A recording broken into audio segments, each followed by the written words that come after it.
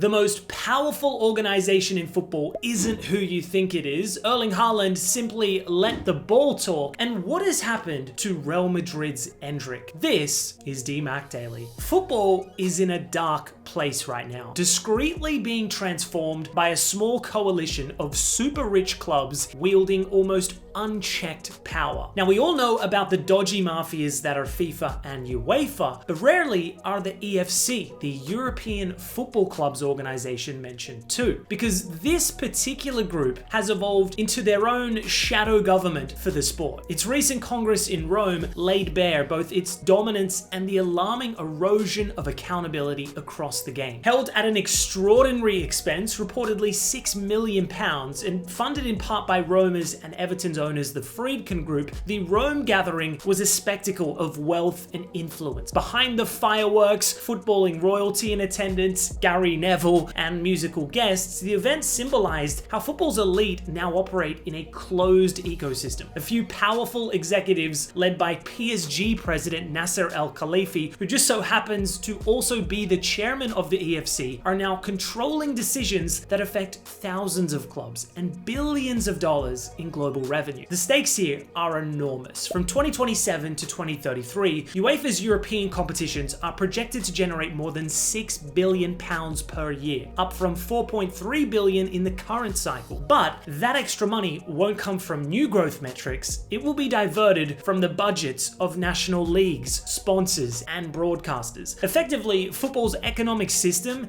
is being pulled away from domestic competitions and into the orbit of the continental elite. The EFC claims to represent 800 clubs, yet real influence lies with a few Champions League regulars who benefit most from European broadcast deals. Most members, including clubs that will never qualify for Europe, act as weirdly silent backers of this system that weakens their own leagues. Now, you may be asking, why would these other clubs actively be a part of this? Well, it's simple: for self-preservation, for solidarity funding. EFC executives reportedly handed out around 440 million euros in solidarity payments for clubs outside the top tiers, alongside 355 million secured from FIFA for international player releases. Yet these sums are a mere fraction of the wealth concentrated at the tippy top. In reality, the EFC's ambitions are overtly clear: to negotiate an ever greater share of global football's revenues for its wealthiest members, while weakening UEFA's and domestic leagues' ability to resist. Prime example, UEFA. They have become an increasingly toothless organization. President Ceferin admitted recently that he could not stop Spanish or Italian clubs from staging league fixtures abroad, a direct breach of football's traditional territorial integrity. Villarreal's home game against Barcelona in Miami, made possible by a US court victory for the marketing firm Relevant Sports, epitomizes this unforeseen power shift. Even more concerningly, Relevant, once considered an enemy of UEFA, now handles their broadcasting agreements for UEFA's next competition cycle in a joint venture with the EFC. This new arrangement has essentially left UEFA President Ceferin powerless, unwilling, or unable to challenge the footballing cartel that is the EFC. Now, whilst the EFC ceremony was being held, FIFA's president Gianni Infantino, another totally not corrupt guy, was also in Rome, attempting to lure that same elite into his expanded Club World Cup. Another attempt to monetize the few globally marketable teams. Another race to the bottom. It's become a desperate tug of war between governing bodies, both of which have completely surrendered all moral integrity to those they're meant to regulate. It's wild out there. Like, you do a little bit of digging into the underworld of football, and it is so shady, so transparently corrupt. Now, what does this all mean for other leagues in Europe? Well, the Premier League should be fine for the time being. After all, they are the creme de la creme money maker. Just look at their transfer spend compared to the rest. We now live in a world where newly promoted Sunderland outspent Real Madrid in the latest transfer window. But the EFC's biggest clubs want a slice of that pie too. They want their own Super League equivalent. They want to reshape football to serve their own commercial interests, which is why most European clubs, excluding the Premier League and EFC elite, should be alarmed, because in an entirely unaccountable footballing landscape, the ultra-rich will almost certainly prevail. But unlike the original Super League concept that failed to come to fruition due to collective fan discontent and the full condemnation of UEFA, the EFC are strategically maneuvering to avoid a similar fate by actively using UEFA to execute this football robbery.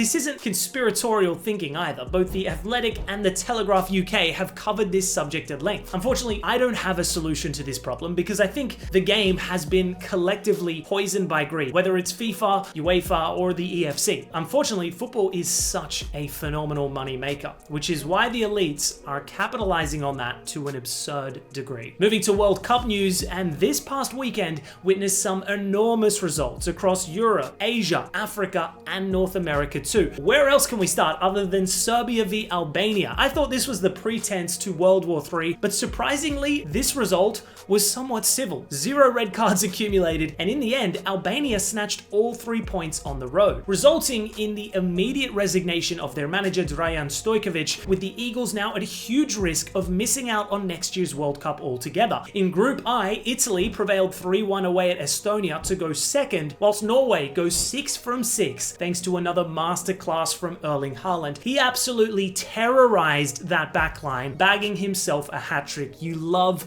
to see it. Spain, Portugal, France, Croatia, and the Netherlands all secured victories to go top of their respective groups. Germany also went top of Group A thanks to a 4-0 battering of Luxembourg, but with 3 of the 4 teams on 6 points, their spot at next year's tournament isn't guaranteed just yet. In Group C, it's a similarly close contest for automatic qualification. Denmark and Scotland both picked up wins and both now sit on 10 points, but the Danes do remain ahead on goal difference. And in Group B, Sweden are in big trouble. A comfortable defeat at the hands of Switzerland sees them go bottom of the group in their opening 3 matches. Quick shout out to the Faroe Islands too. The nation of 55,000 citizens have stunned Czechia 2-1 to keep their faint World Cup dreams intact. They're still relying on an absolute miracle to reach the playoffs, but nonetheless an extraordinary campaign regardless of what happens. Moving to Africa, and Ghana have become the 5th African nation to reach the World Cup, with Kudus' lone strike the difference over Comoros. With 1 match day left, there is still so much to play for in Group B, Group C, Group D, Group F, Group G, and Group H. I genuinely think Africa might be the most compelling continent for World Cup qualifiers. Moving to Asia, and Indonesia's World Cup dream is officially over, with Zidane Iqbal's late goal for Iraq the match winner. Would love to see the Lions of Mesopotamia reach football's biggest show, but it's all to play for against Saudi Arabia. And in Group A, the UAE's late fight back over Oman sees them go top, with a decisive fixture now waiting against Qatar on home soil. Can't forget about the dogfight that is Concacaf either. Curacao stunned Jamaica 2-0 to go top of Group B. The nation of 156,000 people have never qualified for a major tournament, but it's still all to play for in their group. As is the case with all 3 Concacaf's groups, I genuinely have no idea how that will all play out. And finally, we got to talk about Brazilian Endrick, because the 19-year-old has now gone over 5 months without playing a competitive match for Real Madrid. His last appearance was back in May before suffering 2 injury setbacks. Upon Xabi Alonso's arrival and Gonçalo Garcia's sudden rise in attack, there were concerns the 19-year-old's future may in fact be in doubt. However, he was then entrusted as the club's new number 9, a symbolic gesture of good faith. Some Madrid fans were against the decision, but in fairness to Endrick, his numbers were actually quite promising in his debut campaign. Sat firmly behind Kylian Mbappe in the pecking order, he still made 37 appearances and averaged 0.74 goals per 90, a decent rate of return for the youngster adapting to one of world football's biggest clubs. His total of 7 goals was also the same as Rodrigo's debut campaigns and 3 more than Vini Jr.'s. However, Rodrigo and Vini Jr.'s eventual rise in Madrid came at a time when Hazard flopped and Bale was fizzing out too, so Endrick's got a far taller order on his hands, competing alongside a prime Mbappe who is arguably approaching the peak of his career in the next 5 years or so. In a one-man striker system, I think it's going to be very difficult for Endrick to actually build consistent momentum. A loan has been suggested to secure regular game time short-term, but that doesn't solve the long-term problem. Now, I still firmly believe Endrick is a potential world-class player, but unless 1 or 2 Galactico stars make way, I do wonder how he'll become a more influential figure at this club. I know Xabi Alonso isn't afraid to back the youth. Mastantuono, who just arrived, is arguably now ahead of Rodrigo in the pecking order, so who knows? I'd love to see Endrick given more frequent opportunities when fully fit, either at Madrid or elsewhere on loan. I think a lot of people have actually forgotten about the raw talent he possesses, but with the 2026 World Cup looming, I think Endrick has to go on loan. It's his only chance of making it on the plane. But anyways, that's all for today's DMAC Daily. Thanks for tuning in, and I'll see you tomorrow.